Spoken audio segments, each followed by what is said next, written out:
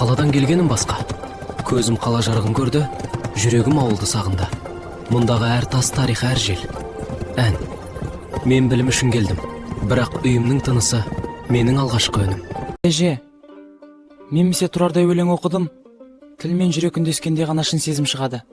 Кім білсін, бәлкім бұл шағын сөздер бір күні халықтың үніне айналар. Балам, сөз жүректен шықса, шып кетеді.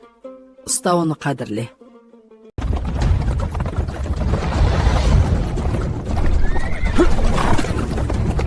Олар бізді қорқытады, бірақ қорқынымызды жеңеміз. Қолымда сөз бар, ойымда әділдік бар. Қалайда өз жолымды табамын.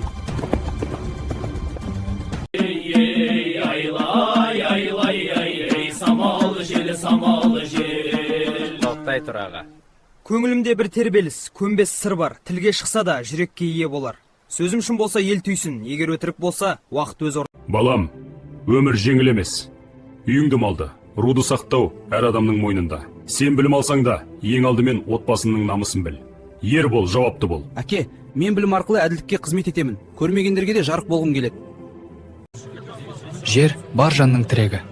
Оның кесірі мен байлық адамнан емес, адамдардан шығады. Құқық пен әділдік болмаса, жер де жамандыққа айналады. Біз бір-бірімізді түсінсек, шешім табылады. Екі жақтың да ауыр жаны бар. Қайта оралып, сөзбен шешейік. Өшкерлікке жол жоқ. Келіңіздер, адамгершілікпен сөйлесейік, сонда ғана біз жеңеміз. Бірлік, тәрбие, салт сана. Бірақ салт адамдарға қызмет етсе, керемет. Ал егер салт адамды басса, сол салттың сырын өзгерту керек. Мен білім арқылы халыққа пайда келетін жолды іздеймін.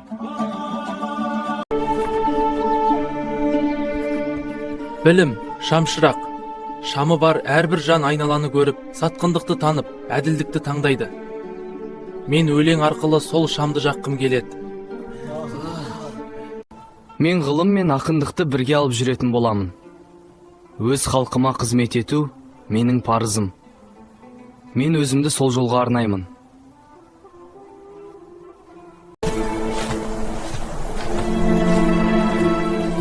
Мен ғылым мен ақындықты бірге алып жүретін боламын. Өз халқыма қызмет ету менің парызым. Мен өзімді сол жолға арнаймын.